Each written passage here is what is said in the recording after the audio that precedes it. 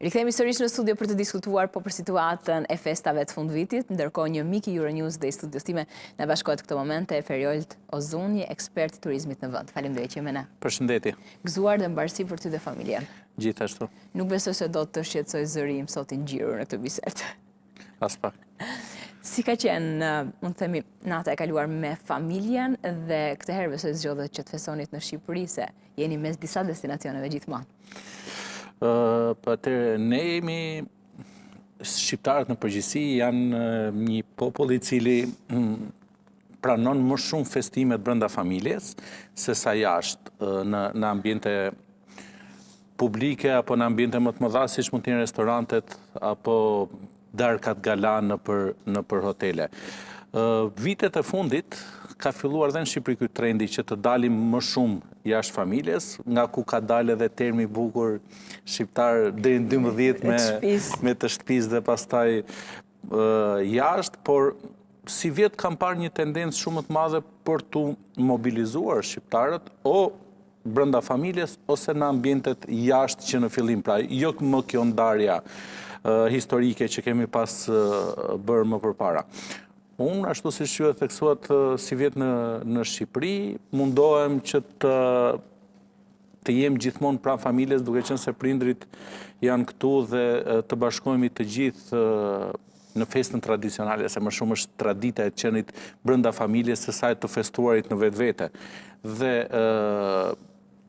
normalisht duke qenë edhe angazhuar dhe me aktivitetet të tjera, jo gjithmonë na del për llogaritja ashtu siç duhet, por si vetë ishim në shtëpi dhe jemi bashkë tashmë në studio. Bashkë. Por shqiptarët në atë të përgjithshmën tënde, në atë vëzhgimin që ke bërë të paktën dhe s'njohës shumë i mirë i turizmit, kanë zgjedhur këtë vit ndryshe nga herët e tjera për të festuar në vend për të destinacioneve pra në Shkodër, në Korçë, në Tiranë, në Durrës, apo mund të kenë zgjedhur dhe destinacione në Europë? Ashtu si që theksova dhe pak më përpara, jemi në momentet ku po vazhdojmë dhe po zgjerojmë largimin nga tradicionalja, pra brenda familjes, drejt alternativave të tjera. Jo më shumë për faktin sepse nuk na pëlqen më brenda familjes, por për të provuar alternativa të tjera.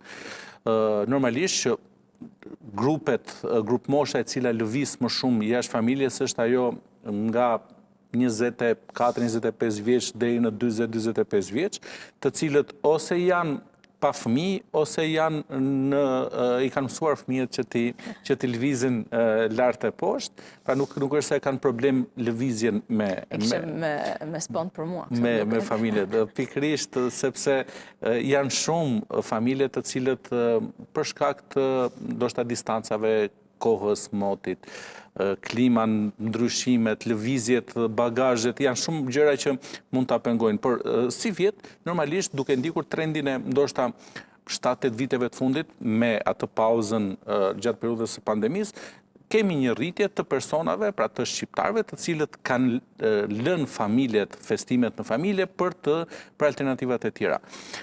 Si vjet kemi pasur një numër shumë të madh personash të cilët kanë festuar jashtë, pra brenda territorit të Shqipërisë, po jashtë familjeve të tyre, duke preferuar hotelet apo restorantet, apo ambiente ku organizohen festimet të tjera, por pjesën e madhe jashtë qyteteve të tyre të rezidencës. Pra, Tirana gjithmonë ka qenë në lëvizje, por si vetë kemi pasur indikacione shumë të theksuara për qytetar apo banor të Elbasanit, të Durrësit, të Vlorës, të cilët kanë preferuar të lëvizin në brenda Shqipërisë në destinacione të tjera. Epiqendra vazhdon të mbetet Korça, e cila ndiqet shumë pranë nga Pogradeci, me anë të ndoshta edhe për shkak të gjitha ndryshimeve, përmirësimeve të infrastrukturës që Pogradeci ka bërë njësi të akomoduese aktivitetet që pushteti lokal organizon atje, po dhe për faktin që janë shumë pranë Korçës. Më përpara ka qenë Korça ajo simbolika e Krishtlindjeve dhe e festave të fundvitit kryesisht, por si vjet shohim një rritje shumë më të madhe të qytetit të Pogradecit.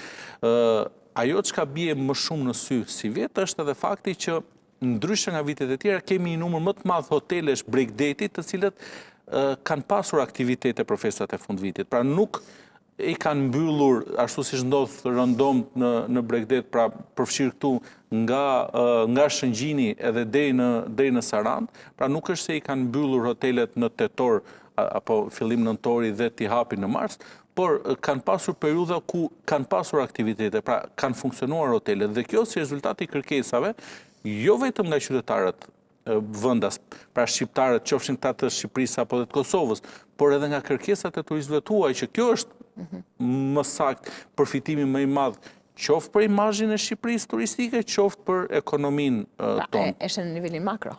Patjetër. Pse në Korçë, nga lloji aktiviteteve, pak më parë Gjensil Shkëmbim listoi disa prej aktiviteteve që kishte zgjedhur bashkia të organizonte dhe ishin të një rëndësie të veçantë, nga teatri, aktivitetet të ndryshme, bashkia shumë, së bashku me shoqatat, bashkia shumë, më themi, iniciatore. Është Shkodra për këto? Është Shkodra për natyrën që ka, për klimën që ka, për atë që ofron, për kulinarin, pra pse e diferencojmë Shkodrën nga një qark tjetër? Mund të jetë Berati, Gjirokastra, Shkodra. Shiko, jo më kot janë dy qytetet që etiketohen si qytetet me rëndësi të madhe kulturore, Shkodra dhe Korça. Shkodra ka qenë e lënë pas dore për festat e fundvitit nga qytetarët e tjerë të Shqipërisë, pra preferoj kryesisht nga zona, nga qytetet e veriut që të frekuentonin Shkodrën, por si vjet kemi pasur një tendencë më të madhe për të rritur numrin e turistëve vendas, edhe në Shkodër dhe jo vetëm vendas. Dhe ashtu siç ju e theksuat, për te aktiviteteve që organizohen nga pushteti lokal i zonës apo nga bizneset e zonës, është edhe tradita. Festat e fundvitit janë festa që kryesisht lidhen ngushtë me fenë krishterë. Shkodra është një nga qytetet, një nga epiqendrat e katolicizmit në Shqipëri, ndërsa Korça është pjesa ku ortodoksët mbajnë vendin e parë, të themi, apo të paktën kanë më shumë potencial në zonat respektive. Duke qenë festa të krishtera, të fundvitit kryesisht, pavarësisht se ne shqiptarët i festojmë të gjitha, nuk është se kemi problematika të natyre, por sado janë këto dy simbolika. Duhet të theksoj këtu që edhe Gjirokastra ka një potencial të tillë, sepse ka kulturën, ka traditën, është edhe feja që i shkon pak a shumë banorëve të zonës. Por ndoshta largësia nga Tirana, nga qendra, nga potenciali financiar, të themi, e bën pak më të vështirë Gjirokastrën, pavarësisht se edhe në Gjirokastër si vjet, nga informacionet që kam pasur, ka pasur kërkesa dhe hotelet, pjesa e madhe e hoteleve kanë qenë të rezervuara me turistë të huaj, ndërkohë që aktivitetet në për restorante ndoshta mungojnë sepse edhe mënyra e të bërit biznes atje, tipologjia e restoranteve është pak më ndryshe nga këto dy qytete. Kushton shumë të marrësh një gjë live? Ndoshta dhe kjo, edhe aspekti financiar, apo traditat e shpenzimeve në Gjirokastër, por është më shumë aspekti i ambienteve. Pra Gjirokastra karakterizohet nga restorante të cilat janë familjare të vogla, të dedikuara për gatime tradicionale vendase, ndërsa Korça dhe Shkodra kanë edhe kapacitete më të mëdha për të menaxhuar grupe dhe festat kësaj natyre. Janë këto që e bëjnë më interesante Korçën edhe Shkodrën, por mjafton që të dilje dje në rrugët e kryeqytetit, në rrugët e Durrësit, në zonën e plazhit në Durrës, apo në Vlorën me apo pa ujë, dhe do të shihej që kishe shumë turistë të huaj që kishin zgjedhur të festonin festat e fundvitit në Shqipëri, në rastin konkret ndrimin e viteve, por dhe për Krishtlindje ndoshta ka pasur edhe më shumë. Dhe kjo vjen si rezultat i kërkesës që agjensitë e huaja partnere me agjensitë shqiptare kanë bërë, sepse ne nuk, e kemi diskutuar disa herë, ne nuk dim ta shesim akoma Shqipërinë ashtu siç duhet. Pra ne nuk e dim. Pagotën gjysmë plot se po nisim viti. Patjetër. Pak me optimizëm.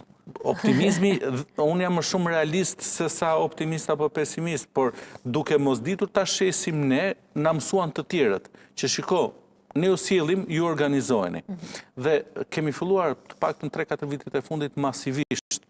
Duhet të theksoj që në 2 janar të vitit të kaluar, pra të 2025, kompania e cila drejtoi pati 128% më i sakt australian, të cilit kishin zgjedhur të kalonin festat e fund vitit, pra që për Krishtlindjen dhe fundin dhe ndrimin e viteve në Shqipëri.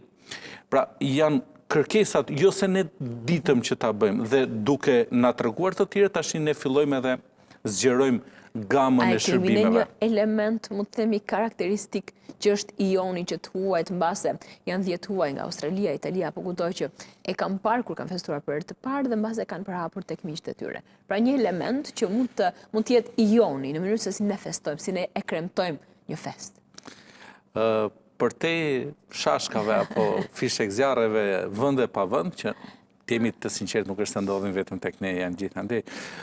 Nuk është se e karakterizon diçka unike Shqipërinë, por është mënyra e tërë, pra tërësia e organizimit e tillë, sepse të gjithë kur vinë në Shqipëri, vinë me atë idenë që Shqipëria është një vend musliman. Dhe nuk pretendojnë që do të ketë pemë vitit ri, babagjyshi vitit ri, festime karakteristike, dhe kur vinë në Shqipëri, pra është më shumë perceptimi që ata kanë për Shqipërinë që e bën Shqipërinë atraktive, dhe kur vinë këtu dhe shohin që ndoshta festohet më mirë se sa në Rom, më mirë se sa në Milano, zbukurimet, ndriçimet, organizimet janë më të bukura se sa në shumë vende metropole të Bashkimit Evropian, dhe këtë e them me bindje të plotë, sepse ne dimë të krijojmë fasada, jo, ne dimë të krijojmë fasada shumë të bukura. Qendra Sheshi Skënderbej, për shembull, në Shqipëri, ka pasur një organizim shumë të bukur. Për te çmimeve që ishin 7-8 fish, është tjetër çështje kjo që eci me idenë kap qartë kapësh, se vazhdojmë me këtë lloj trendi, por ne atë fasadën bukurin din ta bëjmë. Pastaj kur hynë edhe shikon nga brenda, po turistët e huaj nuk kanë kohë që të hynë edhe ta shohin gjatë nga brenda. Ai vjen për të shpenzuar 4-5 ditë, një javë në Shqipëri dhe nuk shikon se i kushtoj një birë apo një gotë me verë 4 herë apo 5 herë më shumë se sa normalisht në restorantet apo në baret e qytetit. Dhe i gjithë ky ansambël e bën Shqipërinë atraktive, dhe këta që kanë ardhur zakonisht kanë rekomanduar të tjerë që do diçka ndryshe shkon në Shqipëri. Dhe jo se Shqipëria është wow, por sepse perceptimi, e thekse edhe një herë, i atyre që vinë në Shqipëri për festimet në Shqipëri është ndryshe, dhe kur vinë këtu përplasin me atë realitetin e Shqipërisë.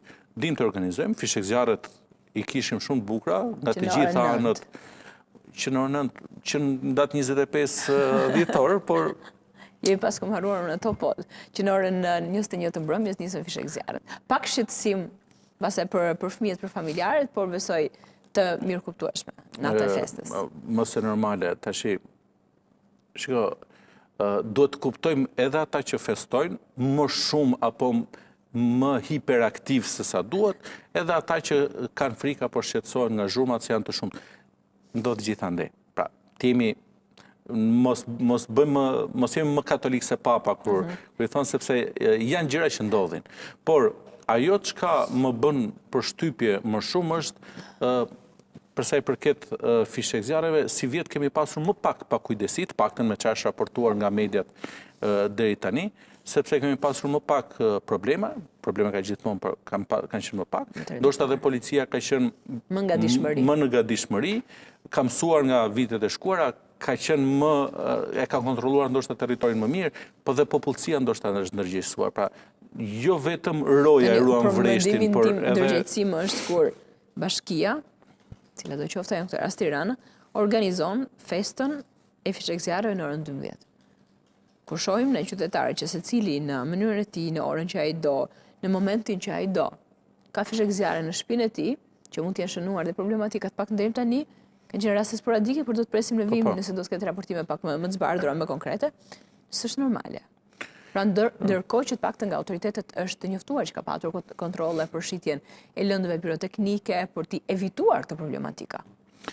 Alba, ne këtë rebelizmin e kemi pasur gjithmonë.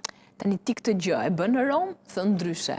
Do të kishe guximin që t'i bëjë qefin djalit dhe vajzës me fishek zjarrin në balkon? Ndoshta është më vështirë në Rom për ta gjetur fishek zjarrin, për ta blerë, sepse po e bleve, pastaj nuk është se janë më ndryshe popujt e tjerë.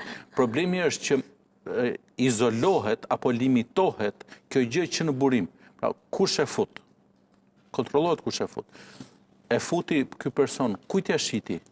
Ku dolën këto? Pra janë të gjitha këto. Hallka. Por është një çështje ekonomike në fund fare, se çfarë erdhi do shitet, do qarkulloj paraja, një sy këtej si andej, mjafton që të mos kemi problematika me jetë njerëzish apo dëme të kësaj natyre, por në fund fare ne nuk na pëlqen shumë të rrim në radhë. Ne duam që të jemi vetë të parët për çdo gjë. Dhe në qoftë se bashkia se bashkia në Tiranë apo dhe në shumë qytete të Shqipërisë i organizon këtë gjëra. Por ne duhet të jemi përpara bashkisë. Ne duhet të jemi përpara çdo kujt. Është ky ndoshta ajo problematik, po është një situatë e pakëndshme shpeshherë, sepse të fillojmë fishekzjarret 10 minuta masivisht 10 minuta para dhe të mbarojnë 10 minuta mbrapa dhe i gjithë ky kaosi shpeshherë është i pakontrolluar dhe ndodhin këto problematika. Do na duan ndoshta edhe 50 vjet të tjera që të shohim atë spektaklin fishekzjarreve të Sydneyt, të New Yorkut, ku diun çfarë kryeqytetesh të tjera, sepse ata ndoshta janë më të organizuar dhe më të ndërgjegjësuar që kjo gjë është e rrezikshme dhe nuk mund ta bëjë çdo kush.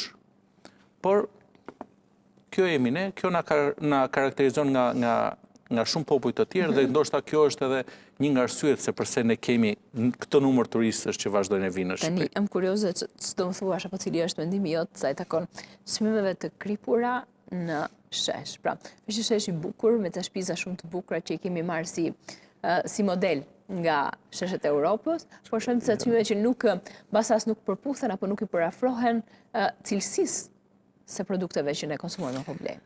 Jo vetëm cilësisë, por nuk i përputhen as standardit të jetesës. Pra habitemi kush paguan, sheshi është plot. Kush vet atje?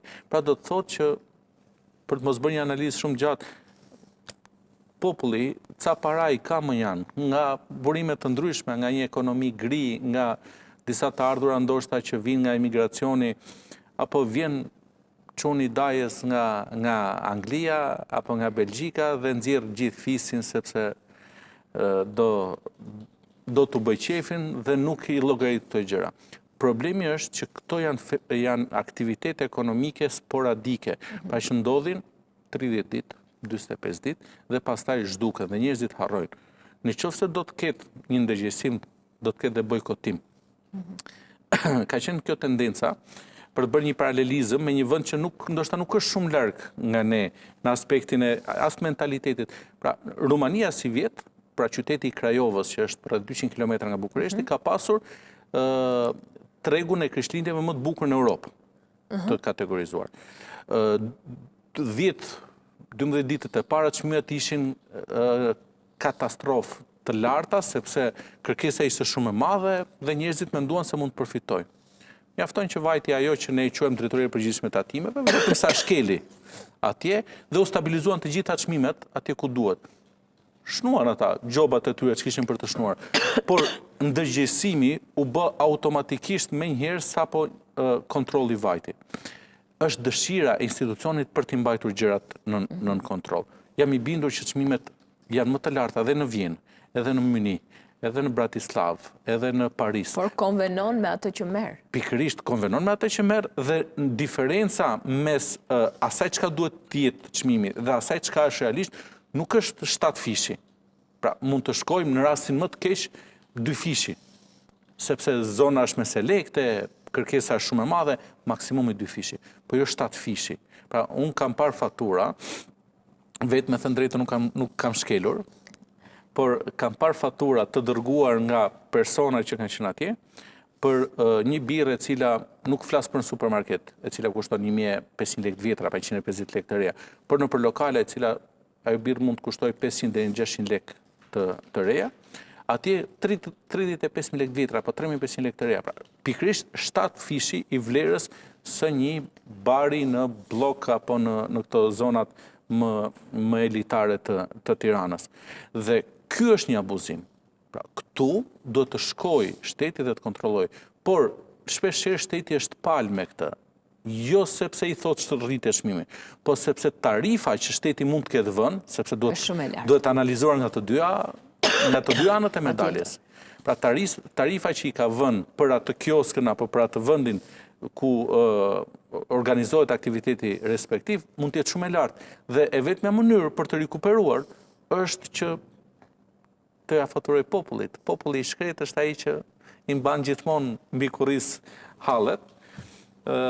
Ne jemi në përmirësim për shumë gjëra, por këtë abuzimin me çmimin është e vështirë që ta limitojmë. Do bëshim parashikim për këtë vit që vjen se takon gjithë sektorit turizmit në pranverë, sezonin turistik që kemi folë, kemi diskutuar aq shumë të verës dhe në përgjithësi duke krahasuar me këtë vit që lam pas dje. Unë mendoj se viti që lam pas ishte në të njëjtat ritme rritje me një vit më përpara. Si vjet, unë do të preferoja që të mos kishim rritje në numra. Kam vite që e kërkoj këtë gjë. Por të kishim rritje në cilësinë e turistit. Kjo arrihet me punë dhe me përpjekje. Do shkosh prapë tek buk me vete tani? Jo. Në qoftë se ne vazhdojmë edhe kërkojmë numra, 13, 15 milion, 20 milion turistë, nuk e di ku do i fusim gjitha, normalisht do kemi dhe nga këta turistët me buk me vete që u bë slogan në Shqipëri. Por në qoftë se ne fillojmë edhe rrisim cilësinë e shërbimit, rrisim standardet tona të ofrimit të shërbimit, automatikisht do të përthithim edhe kategori turistësh të cilët janë pretendojnë më shumë për vlerat që shpenzojnë dhe do të vinë të shpenzojnë. Qofse ne arrim të mësojmë se si të shesim Shqipërinë. Ne nuk kemi aktivitete sportive përveç atyre jet skive në verë, për shembull. Ne nuk kemi asnjë lloj aktiviteti turistik të organizuar apo të mirë menduar në dimër. Fare, zero. Pra, në qoftë se ne arrim të bëjmë këto, atëherë mund të rrisim edhe të ardhurat. Por, ashtu si që shoh edhe këtë vit që sapo hyri, do të jemi ndoshta me një rritje prej 10, maksimum 15% në numër turistësh nga viti i kaluar duke përdorur të njëjtën metodologji matje, me një rritje ndoshta prej 20 apo 25% të ardhura për numër turisti nga ky vit, në qoftë se në 2024 ne patëm diku te 400 euro për turist të shpenzuar me mënyrën e përllogarites së tyre që ha debat shumë edhe kjo.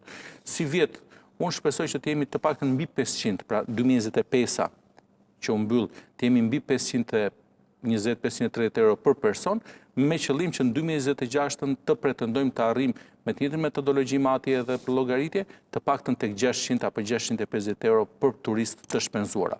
Kjo duke faturuar inflacionin, kursin e këmbimit, rritjen e çmimeve në tërësi globale dhe shumë gjëra tjera. Të projektet të përkojnë me atë qeverisë tonë? Shpeshherë në të njëjtën linjë, por jo patjetër me të njëjtat rezultate. E qartë. Feriol, shumë kënaqësi që je një mik i vyer i studios time dhe je gjithmonë këtu për të informuar publikun për atë që ndodh në sektorin e turizmit, një ndër sektorët më të rëndësishëm në vend. Faleminderit shumë. Faleminderit ju për ftesën. Shkëputemi së bashku për të ritakuar në pjesën tjetër të programit.